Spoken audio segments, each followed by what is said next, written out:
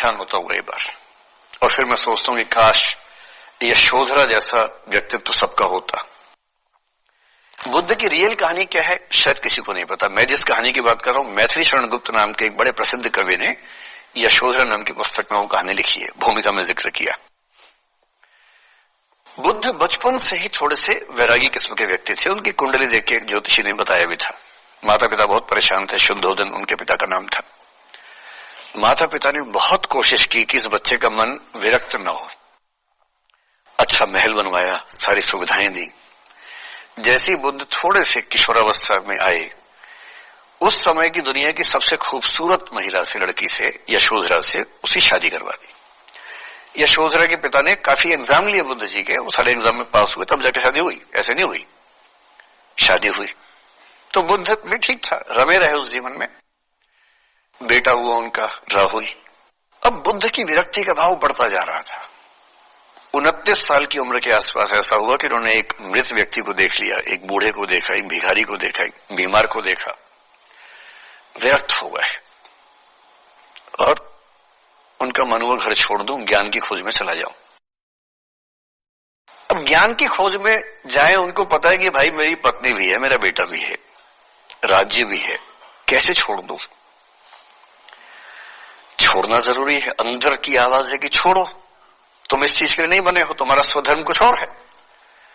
बाहर की जिम्मेदारी है कि छोड़ नहीं सकते।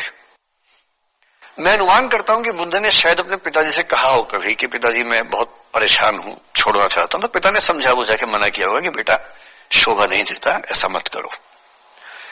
हो सकता है पत्नी से ही बात की हो, पत्नी ने भी कहा हो कि ये क्या बात हुई, हम सबका जीवन तुम पे टिका है, बच्चा अभी बिस्तर से भी नहीं उतरा है, अभी तो चलना भी नहीं शुरू किया है, तुम ऐसी बात कर रहे हो। इसका जिक्र नहीं मिलता इतिहास में कि ये बात हुई कि नहीं हुई। और एक दिन बुद्ध ने तय किया और वो आज ही रात को पत्नी और बेटे को सोता हुआ छोड़ के चले गए। इसको बौद्ध परंपरा में महाभिनिष्क्रमण कहते हैं, बुद्ध का अपने घर से निकल जाना। अब बुद्ध चले गए, लेकिन मैथिली शरण गुप्त यशोधरा के पर्सपेक्टिव से बुद्ध को देख रहे हैं। यशोधरा बहुत परेशान है, भाई पति चला गया है, बच्चे का पिता चला गया, मजाक छोड़ना है। राजा परेशान है कि उनका उत्तराधिकारी चला गया है। यशोधरा इतनी परेशान है, बहुत लंबे समय तक छंद आते रहते हैं कि वो कितनी बेचैन है, कितनी परेशान है। लेकिन यशोधरा की सबसे बड़ी परेशानी इस बात से नहीं कि बुद्ध चले गए, इस बात से है कि बिना बताए चले गए, भरोसा नहीं किया। और वो अपनी सहेली से कहती है, सिद्धि हेतु स्वामी गए, यह गौरव की बात। मुझे गर्व है कि मेरा पति इतने महान काम के लिए गया है। सिद्धि हेतु स्वामी गए, यह गौरव की बात, पर चोरी चोरी गए, यही बड़ा व्याघात।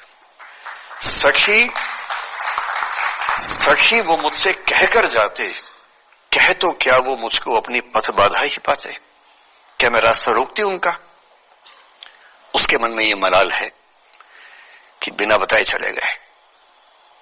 वो इस भाव को लेट गो नहीं कर पा रही है, परेशान है।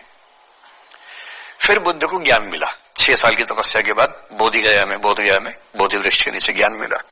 बात फैल गई। जो 5 शिष्य बुद्ध को छोड़ के भाग गए थे उनके बुरे वक्त में, उन्हीं 5 को बुद्ध ने सबसे पहले ज्ञान दिया सारनाथ में, जिसको धर्मचक्र प्रवर्तन कहते हैं। बुद्ध की ख्याति बढ़ने लगी। शुद्धोदन ने बुद्ध के पास, अपने बेटे के पास कई लोगों को भेजा ये कहने के लिए कि भाई यहां भी तो आओ, हमसे भी तो मिलो। बुद्ध का ऐसा प्रताप था कि जो उनके पास जाता वो बुद्धम शरणम गच्छामि हो जाता, वापस ही नहीं आता।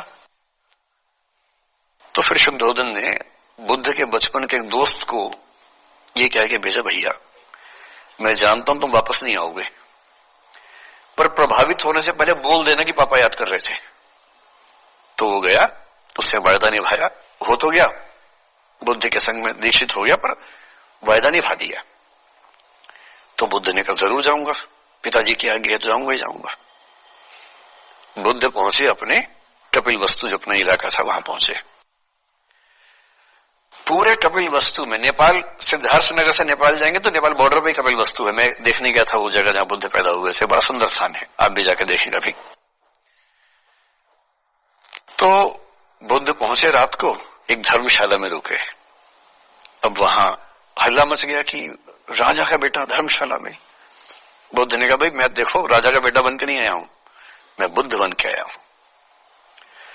सुबह उठ के भिक्षा मांगने लग गए उस इलाके में, अपने ही पिता के राज्य में। पिता ने सिर पीट लिया कि भाई क्या कर रहे हैं। फिर बुद्ध ने सूचना भिजवाई कि मैं बुद्ध हूं, बेटा हूं संयोग से, ठीक है मैं आ रहा हूं मिलने के लिए, पर मैं बुद्ध होके आया हूं, मेरी चर्या है, नियम है, मैं भिक्षा से ही जीवन जीता हूं अपना।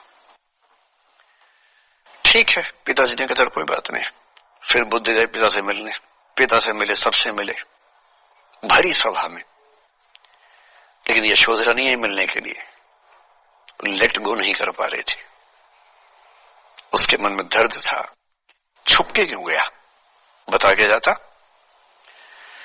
बुद्ध ने पूछा पिता से कि यशोधरा कहाँ है, तो बोले कि वो कह रही है कि अगर बुद्ध मिलना चाहेंगे तो खुद ही मिलने आएंगे मुझसे, मैं क्यों जाऊंगी भाई, आत्मसम्मान भी तो कोई चीज है, मैं क्यों मिलने जाऊंगी।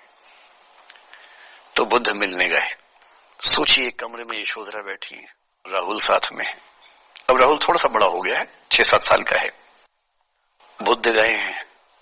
अब आपके मन में आ रहा है कि बुद्ध वहां जाके बोलेंगे सॉरी मैंने गलत किया, I hurt you, I really feel sorry. बुद्ध है वो बुद्ध, वहां जाके क्या बोल रहे पता है, भिक्षाम देहि, भिक्षा दो। और यशोधरा कितनी महान महिला रही होगी, उसने अपने बेटे का हाथ बाप के हाथ में दे दिया। लेट गो का इससे महान उदाहरण दुनिया के इतिहास में नहीं है कि चलो आखिर तुमने आके झुक के कुछ मांगा तो सही। उसकी जितनी ईगो थी, अहंकार था, सब विगलित हो गया। और जो औरत परेशान थी कि मुझसे बिना बताया गया, उसने अपने बेटे को दे दिया कि इसको लेके जाओ, क्योंकि मैं जानती हूं कि तुम महान काम कर रहे हो, और तुम महान काम कर रहे हो तो मैं क्यों बीच में आऊंगी भाई।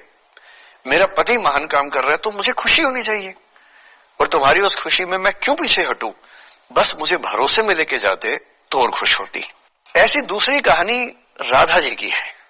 राधा जी आप जानते कृष्ण उनसे बहुत प्रेम करते।